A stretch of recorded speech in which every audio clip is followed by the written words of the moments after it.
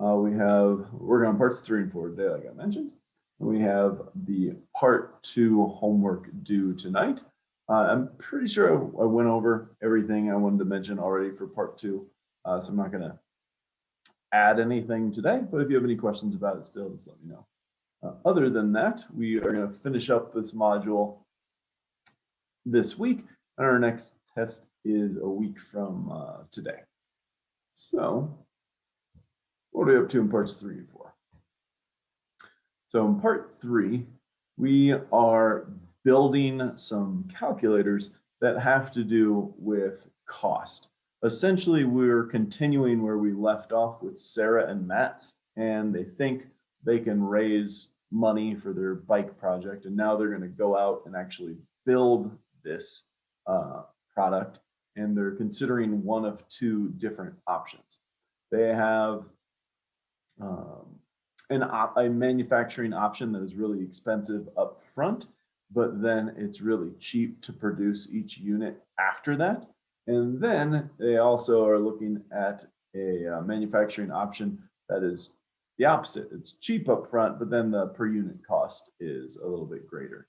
So they're trying to balance this and see things like, in the first question, what's the break-even number of units where the one that's expensive at first finally becomes the cheaper option? So if you've looked at your spreadsheet already, there is not actually a tab for this particular part of the workbook, so you're gonna have to sort of start from scratch.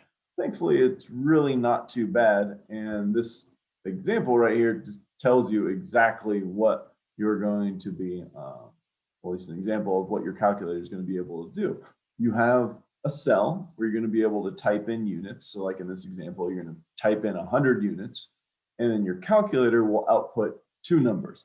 It'll output how much the first manufacturing option will cost and how much the second manufacturing option will cost. And then once you have this calculator, then you're going to be answering these questions here. Like, what's the break-even point? Create a graph. This one's just same question as before. And then this one, as you go back to your original Sarah and Matt calculator with like the 500 backers and utilize that again to see how many backers do you need to raise $15,000 to actually pay for this. So it's identical to this question we had in part 2, where we tried to figure out how many backers we need to raise $20,000, just a different amount. And then when we get to part 4, we are now moving on to revenue and profit. So we are interested in trying to figure out the price at which we should sell our product. And we've already gone out and done a survey. We've asked people about these 5 different price points. And as you can see, the cheaper ones, more people would buy, essentially, at least for the most part. And so this part is actually in your spreadsheet. It's on the final tab of your spreadsheet, the pricing research tab. We have all that information there, so you don't have to type this in yourself.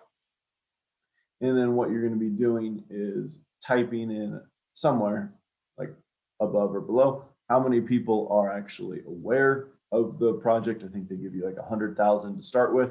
And then that percent of those 100,000 are going to buy it. And then since you know how many you're going to buy it, and you know the price, you can figure out things like revenue and so on and so forth. And then eventually you're going to combine this revenue with the manufacturing cost to get profit.